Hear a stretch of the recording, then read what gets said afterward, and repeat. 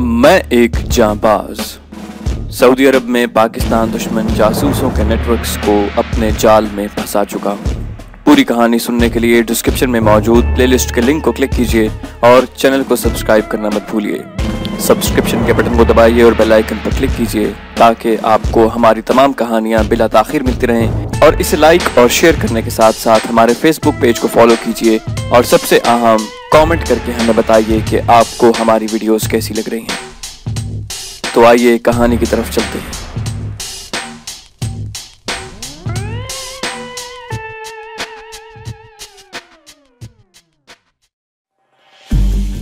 हमने आज रात की मीटिंग और उसके बाद मुतवक्के हालात से निमटने की तैयारी मुकम्मल कर ली थी। माहा और जेसीओ को पहले ही स्टैंड बाय में रहने की हिदायत, सिपाहियों और थाई नंबर 2 को भी इमरान के हाथ कहला भेजा कि घर पर खड़ी दोनों गाड़ियों में वो माहा और जेसीओ के हमराह रात 8 बजे फंदक सुलेमान के पार्किंग एरिया में आ जाएं। मुजम्मिल ने कहा कि घर में सिर्फ सपना और रजी रह जाएंगे। मुमकिन है दुश्मन को घर में हमारे साथियों की मौजूदगी का भी इल्म हो चुका हो, इसलिए बेहतर है कि रजी और सपना को घर में छोड़ने की बजाय बाकी साथी उन्हें भी हमराह ले आएं। तजवीज माकूल थी, लिहाजा मैंने घर में मौजूद सभी को दोनों गाड़ियों में आने की हिदायत कर दी। घर वाले तमाम साथी रात का खाना खाकर 8:30 बजे होटल की पार्किंग में पहुंच गए। इधर मुजम्मिल, इमरान, कैसर और मैंने भी अपने कमरों में खाना मंगवा कर खाया और ठीक 8:45 बजे ये तीनों मेरी हिदायत के मुताबिक लॉबी में जाकर रिसालों की वर्कगर्दानी करने लगे। मैं ठीक 9 बजे एक बड़े लिफाफे में फार्मूले और समरी की फोटोकॉपियां लेकर कॉफी शॉप में आ गया। त्रिपाठी के साथ 5 अजनबी बैठे थे, जिनमें से शक्ल सूरत के लिहाज से 2 मिस्री या इसराइली और 3 भारतीय मालूम हो रहे थे। त्रिपाठी मुझे देखते ही खड़ा हो गया और इशारे से मुझे अपनी तरफ बुलाया। इस टेबल की 7वीं कुर्सी खाली थी। त्रिपाठी ने मुझे बैठने का कहा और अपने साथियों का मुझसे सिर्फ यही तारुफ करवाया कि ये सब मेरे साथी हैं। हल्की मुस्कुराहटों के तबादले के बाद उनमें से एक ने अरबी लहजे में अंग्रेजी बोलते हुए मुझसे पूछा कि क्या मैं मतलूबा कागजात लेकर आया हूँ। मैंने इसके जवाब में त्रिपाठी को मुखातिब करते हुए कहा कि क्या तुम्हारे ख्याल में मेरे लिए ये मुनासिब होगा कि जब तक इन साहिबान की आइडेंटिटी देखकर मैं ये इत्मीनान न कर लूं कि ये वाकई असल खरीदार हैं या उनके भेस में मेरी मुल्की जासूसी एजेंसियों के कारकुन हैं जिन्होंने मुझे शायद फांसने के लिए ये जाल बिछाया हो। मैंने तेजी से अंग्रेजी बोलते हुए ये बात कही थी जिसे मेरे अंदाजे के मुताबिक मिस्री या इसराइली 2 शख्स समझ न सके और त्रिपाठी से पूछने लगे कि मैंने क्या कहा है। त्रिपाठी ने मेरी कही हुई बात दोहराई तो उनमें से एक, जो गालिबन इसराइली था, मुझसे मुखातिब होकर कहने लगा कि हम यहाँ अपनी शनाख्त करवाने नहीं बल्कि न्यूक्लियर फार्मूला खरीदने आए हैं। मैंने कहा कि मैं भी सही खरीदारों को फार्मूला बेचने आया हूँ, किसी फेक एजेंट के हाथों बेवकूफ बनने नहीं। कल भी मुझे 3 स्टूजेस से यह कहकर मिलवाया गया था कि फार्मूले की खरीदारी का हतमी फैसला करने की अथॉरिटी रखते हैं, जबकि दर हकीकत वो मकामी मार्केट में 3 मामूली दुकानों के सेल्समैन थे। मेरा जवाब सुनकर सब त्रिपाठी की तरफ सवालिया नजरों से देखने लगे। त्रिपाठी ने उन सेल्समैनों के मुताल्लिक बताया तो एक भारतीय ने त्रिपाठी को डांटते हुए कहा कि मैं हैरान हूँ कि तुम जैसे नाअहल शख्स को ऐसी अहम जिम्मेदारी की पोस्ट पर क्यों भेजा गया है। क्या तुम्हारा कोई भाई या दामाद लोकसभा का मेंबर है? त्रिपाठी आंखें झुकाए बैठा था। वो शख्स जो यकीनन त्रिपाठी का आला अफसर था मुझसे मुखातिब हुआ कि मैं भारतीय फौज में मेजर जनरल हूँ और ये मेरी सर्विस बुक है। ये कहते हुए उसने अपनी सर्विस बुक निकालकर मुझे दिखाई और बाकियों को और त्रिपाठी को भी कहा कि अपनी शनाख्त करवाएं। उसके साथ आने वाले दोनों में से एक भारतीय फौज में लेफ्टिनेंट कर्नल और दूसरा टाटा कंपनी का इंजीनियर था और त्रिपाठी डी कंपनी DMI में रिसर्च एंड एनालिसिस विंग का डायरेक्टर था। टाटा कंपनी भारत की सबसे बड़ी कंपनी है जिसमें कॉमन पेन से लेकर जहाज तक बनते हैं और इस कंपनी ने टाटा न्यूक्लियर रिसर्च के नाम से एक बहुत बड़ा एटमी रिसर्च का शोबा बनाया है। DMI में रिसर्च एंड एनालिसिस का शोबा बाद में इतना वसी कर दिया गया कि इसे भारत की सबसे बड़ी और मुतहर्रिक जासूस एजेंसी रॉ का नाम दिया गया। उन सब ने अपने शनाख्ती कार्ड अपने हाथों में पकड़े हुए मुझे दिखाए और वापस जेबों में डाल लिए। मिस्री ने कहा कि मैं अल-रस में इलेक्ट्रिकल इंजीनियर और पावर प्लांट का इंचार्ज हूँ। वो लबो लहजे से इसराइली लग रहा था। मैंने कहा कि तुम्हारी शनाख्त की जरूरत नहीं क्योंकि मुझे मालूम है कि तुम मोसाद के एजेंट हो और जद्दा में एक मगरबी काम कर रहे हो। मेरे ये कहने पर वो हैरान नजरों से मुझे देखने लगा। हालांकि मैंने ये बात यूं ही कह दी थी। अब मेरी बारी थी। मैंने त्रिपाठी की तरफ इशारा करते हुए कहा कि त्रिपाठी ने फार्मूले और ब्लूप्रिंट्स के लिए मेरी मांगी हुई रकम के मसावी रकम मुझे कहूटा प्लांट को तबाह करने के लिए ऑफर की है। क्या आपको इस बात का इल्म है और आप मुझे ये रकम भी देने को तैयार हैं? मेरी बात सुनते ही मोसाद का एजेंट बोला कि मुझे मंजूर है। उसके ये कहने से साफ जाहिर हो गया कि वो इसराइली और मोसाद का एजेंट है, वरना भारतीय मेजर जनरल मेरे सवाल का जवाब देता।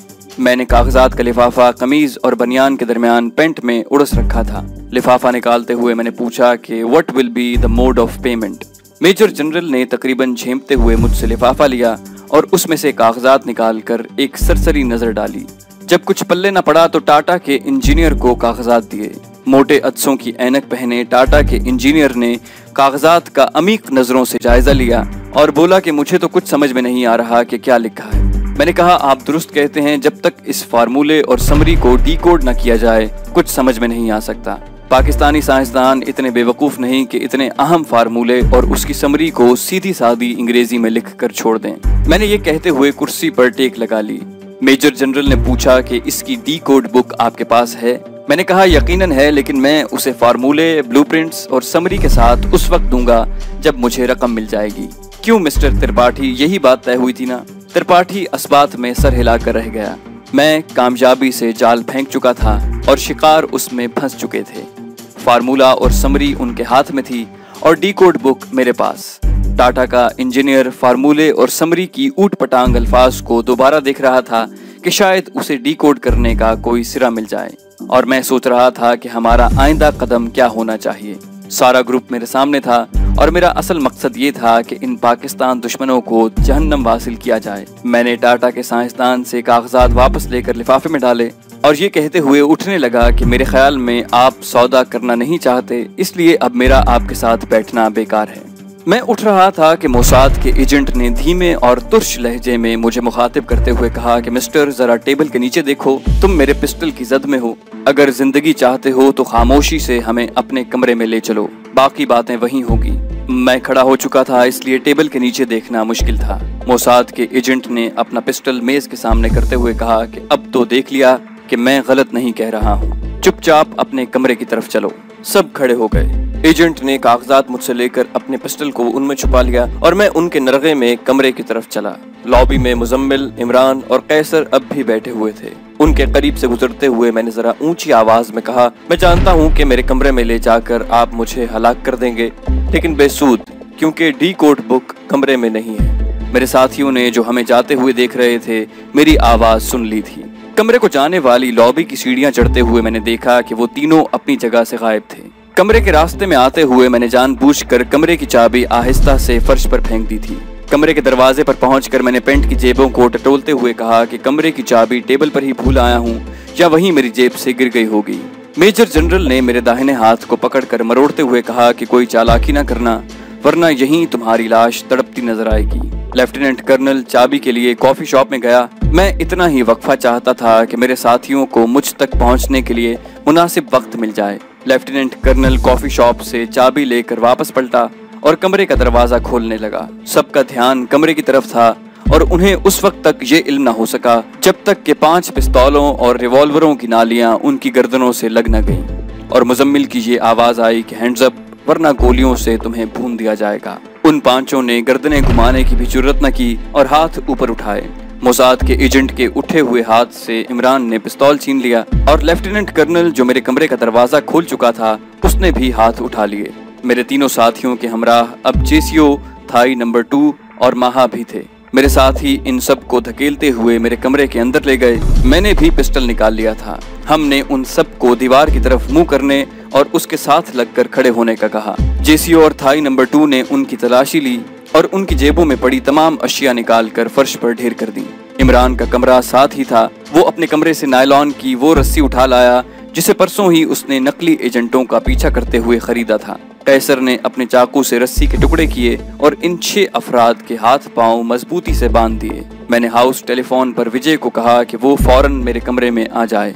5-7 मिनट में ही विजय भी दस्तक देकर कमरे में दाखिल हुआ तो इमरान और थाई नंबर 2 उस पर इससे पहले झपट पड़े कि वो कमरे के हालात का जायजा ले सके। मेरे साथी बिजली की फुर्ती से काम कर रहे थे। कैसर ने अपने चाकू से पलंग की चादर को फाड़कर 7 टुकड़े बनाए, जिनसे उनके मुंह बांध दिए गए। इस काम से फारिग होकर कैसर और इमरान ने ऐसी सवालिया नजरों से मेरी तरफ देखा कि अब क्या किया जाए, और मुजम्मिल ने मुझे कहा कि बेहतर है इन्हें ख़त्म कर दिया जाए। मैंने कहा, हरगिज़ नहीं, ये तो हमारे मेहमान हैं और हमारे लिए गेटवे ऑफ इंफॉर्मेशन है। कैसर को इशारा करते हुए मैंने पहले लेफ्टिनेंट कर्नल और फिर विजय के सीनों पर पांव धरा। कैसर ने अपना रामपुरी चाकू खोला और निहायत सफाई से उन्हें ख़त्म कर दिया। मैंने बाकी कैदियों को मुखातिब करते हुए कहा कि इन दोनों का ये हशर महज तुम्हें ये बताने के लिए किया गया है कि अगर तुमने मेरे सवालों के सही जवाब न दिए तो तुम्हारा भी यहीं पर ऐसा ही अंजाम होगा।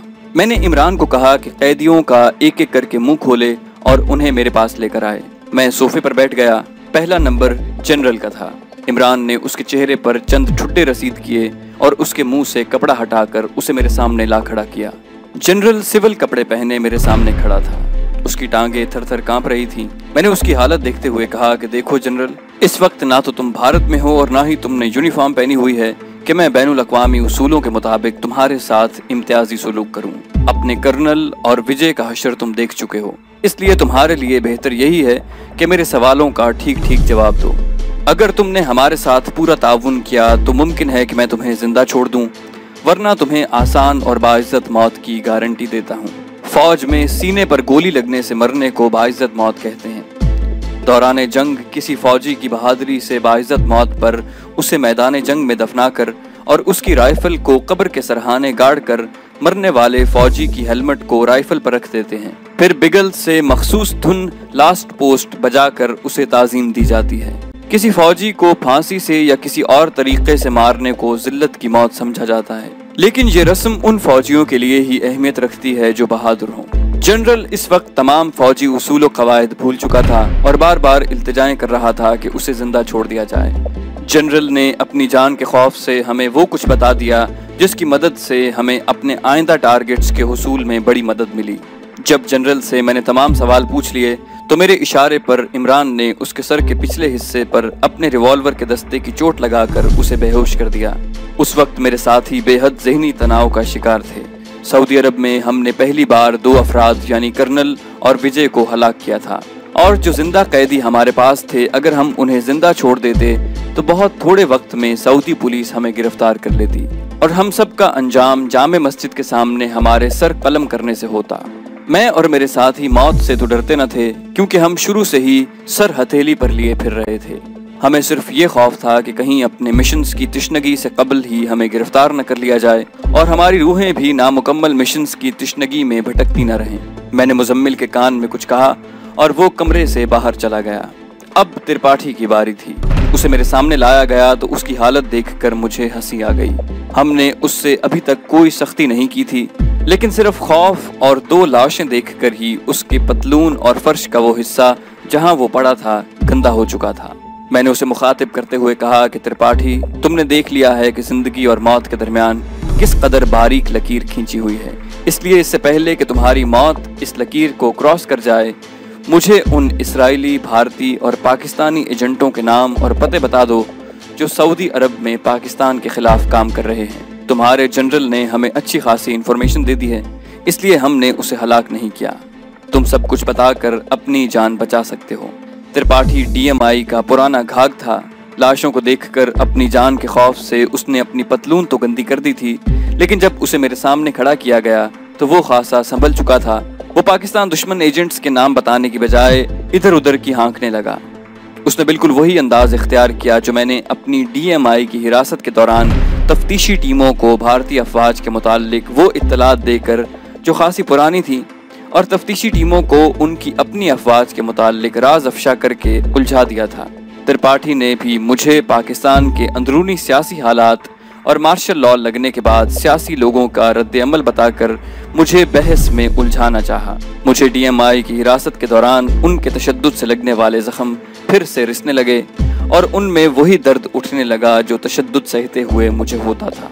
मैंने त्रिपाठी को कहा कि तुम यूं नहीं मानोगे, तुम्हें जब तक तशद्दुद का थोड़ा सा जायका न चखा दिया जाए जो तुम लोगों ने मुझ पर किया था, तुम्हारी जबान नहीं खुलेगी। मैंने इमरान को कहा कि इसका मुंह अच्छी तरह से बांध दे ताकि आवाज निकल न सके। उधर कैसर को कहा कि टेबल लैंप में से बिजली की तारों को नंगा करके नेगेटिव और पॉजिटिव तारों को थोड़ा थोड़ा निकाल ले। अभी कैसर ने दोनों तारें निकाली भी नहीं थी कि त्रिपाठी की कुव्वत मुदाफ़ियत जवाब दे गई। वो मुंह बंधने से पहले ही चीख उठा कि मैं सब कुछ बताने को तैयार हूँ, मुझे सिर्फ एक मौका दो। उस वक्त मेरी हैवानियत और DMI के मुझ पर किए गए तशद्दुद का बदला लेने की ख्वाहिश उरूज पर थी। मैंने बड़ी मुश्किल से अपने वहशियाना जज्बात पर काबू पाया और त्रिपाठी को कहा कि फौरन बोलना शुरू कर दे। त्रिपाठी चूंकि DMI में राइज तशद्दुद के वहशियाना तरीके खुद देख चुका था, लिहाजा उसने बोलना शुरू किया और उन इसराइली एजेंटों जो अमेरिकन पासपोर्ट पर सऊदी अरब में पाकिस्तान के खिलाफ काम कर रहे थे, उनके नाम और पते बताना शुरू किए।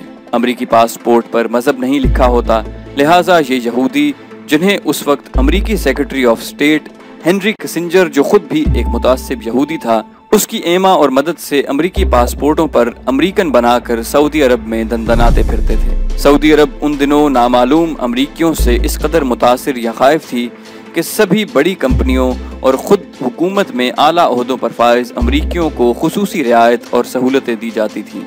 सऊदी अरब में उन दिनों काम करने वाले गैर मुल्कियों को 3 दर्जों में तकसीम किया जाता था। Number 1 American national, number 2 European national और नंबर 3 थर्ड कंट्री नेशनल। एक जैसे ओहदों पर फाइज अमेरिकियों की तनख्वाह थर्ड नेशनल से 4 गुना ज्यादा होती थी।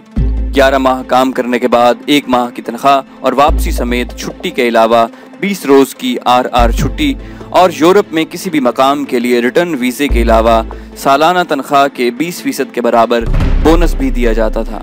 यूरोपियन शहरियों को बोनस के सिवा बाकी तमाम यही सहूलतें दी जाती थीं और थर्ड नेशनल, जिनमें मिस्री, सोडानी, पाकिस्तानी, थाई, फिलिपाइनी, भारतीय और मशरिक के बाकी सारी कौमें शामिल थीं, अफसरान को 11 माह बाद 1 महीने की छुट्टी और अदना मुलाजमीन को 23 माह के बाद 1 माह की छुट्टी मिलती थी। त्रिपाठी ने मुझे उन यहूदियों के नाम और पते दिए जो अमेरिकन पासपोर्ट पर सऊदी अरब में काम कर रहे थे और असल में मोसाद के एजेंट थे। उनके अलावा उन भारतीयों के नाम भी दिए जो वहाँ मुलाजमत या कारोबार कर रहे थे और दरअसल भारतीय खुफिया एजेंसियों के पेरोल पर थे। उनके जिम्मे ये काम था कि अव्वल सऊदी अवाम और हुकूमत को पाकिस्तान से मुतनफ़र बरामद शुदा आला क्वालिटी की अशिया मसलन चावल, कपड़े और फ्रूट को भारतीय कमतर दर्जे की अपनी अशिया से बदल कर पाकिस्तानी दरामदी अशिया पाकिस्तान और ख़राब और भारतीय अशिया को आला साबित करें और पाकिस्तानी काम करने वालों के खिलाफ झूठी शिकायत करके उन्हें गिरफ्तार करवाएं और सज़ा भुगतने के बाद उन्हें वापस पाकिस्तान डिपोर्ट करवाएं। इस काम में गद्दार पाकिस्तानी भी भारतीय एजेंसियों के पेरोल पर थे। मुझे त्रिपाठी की बातों पर यकीन नहीं आया तो वो कहने लगा कि इन सब के तो नहीं, लेकिन कुछ के नाम पते मेरी डायरी में दर्ज हैं जो आपने मेरी जेब से निकाली है। एक बड़ी डायरी मेरे सूटकेस में है जो मेरे कमरे में है। मेरी बातों की ये दोनों डायरियां तस्दीक करेंगी। हम आज रात से इतने मसरूफ और जहनी तनाव का शिकार थे कि हमें ये ख्याल ही नहीं आया कि त्रिपाठी जनरल, लेफ्टिनेंट, कर्नल और टाटा का इंजीनियर इसी होटल में ठहरे हुए थे। उन सब के कमरियां रिसेप्शन पर थीं। रिसेप्शन पर जाकर तो उनकी चाबियां लेने का सवाल ही पैदा ना होता था। मैंने हाउस फोन पर रिसेप्शन वालों को कहा कि विजय कुमार कह रहा है कि काम हो गया है, लिहाजा उनकी चाबियां वेटर के हाथ मेरे कमरे में भेज दी जाएं। रिसेप्शन वालों ने कुछ पूछना चाहा तो मैंने कहा कि अगर 5 मिनट के अंदर चाबियां मेरे कमरे में न पहुंची तो जनरल साहब तुमसे निमट लेंगे। होटल का सारा स्टाफ हिंदू था और भारतीय जनरल के इस होटल में ठहरने से वाकिफ था। चंद मिनट में ही चाबियां लिए वेटर ने मेरे कमरे के दरवाजे पर दस्तक दी। कैसर ने थोड़ा सा दरवाजा खोला और रजी को लेकर कमरे में आ गया। उसने बताया कि रिसेप्शन पर सिर्फ एक नाइट शिफ्ट का आदमी ऊँघ रहा है और कार पार्किंग के करीब ही मेन गेट पर कोई भी नहीं है। मैंने मुजम्मिल को कहा कि वो तो रजी और जेसीओ को हमराह लेकर इन चारों के कमरों की तलाशी लेकर और सबके सूटकेस उठाकर मेरे कमरे में ले आए। हमने जल्दी जल्दी उनके सूटकेस खोले और तमाम कागजात, डायरियां और उनकी जेबों से बरामद होने वाली तमाम अशिया को उन्हीं के एक सूटकेस में डाल दिया। मैंने माहा को बताया कि एक इसराइली एजेंट भी मौजूद है तो उसकी आंखों में चमक पैदा हुई और वो बोली कि उससे तो मैं सब कुछ उगलवा लूंगी। मैंने घड़ी देखी तो सुबह के 4 बज रहे थे। हमें अभी इन गिरफ्तार एजेंटों को ठिकाने लगाना था और अपनी जानें बचाने के लिए होटल और बरीदा से भी निकलना था। मैंने इमरान के आहिनी मुक्के और अपने हाथों से गर्दन की मखसूस नसें दबाकर जनरल, त्रिपाठी, मिस्री और टाटा के इंजीनियर को वासिले जहन्नम किया। माहा के कहने पर हमने सिर्फ इस्राएली एजेंट को रिवॉल्वर के दस्ते की चोट से बेहोश किया था। इमरान, मुजम्मिल, कैसर और मैंने अपना सामान समेटा। यहाँ मैंने एक फैसला किया। हम सब की जिंदगियों से वो इत्तलात अहम थी जो हमें मिल चुकी थी। मैंने कागजात से भरा सूटकेस मुजम्मिल के हवाले किया और उसे कहा कि वो फौरी तौर पर इमरान के साथ जद्दा के लिए रवाना हो जाए और वहाँ अशराफिया होटल में ठहरे, और अगर 3 रोज तक हम उन तक न पहुँच सके तो वो कागजात पाकिस्तानी सिफारत खाने में फर्स्ट मिलिट्री अटैची के सुपुर्द कर दे। मुजम्मिल और इमरान ने मेरी बात मानने से साफ इनकार कर दिया और कहा कि मैं कागजात लेकर निकल जाऊं, जबकि वो बरीदा के हालात को संभाल लेंगे। मैंने उनके इनकार को सुनकर कहा कि तुम अपने लीडर की बात को न मानकर डिसिप्लिन की खिलाफ वर्जी कर रहे हो, जिसकी तुम्हें सख्त सजा मिल सकती है। ये मुल्की मफाद का मामला है और इस पर मैं तुम्हारी या अपनी जिंदगी को हरगिज तरजीह न दूंगा। वक्त बहुत कम है, मेरे हुक्म की फौरी तामील करो।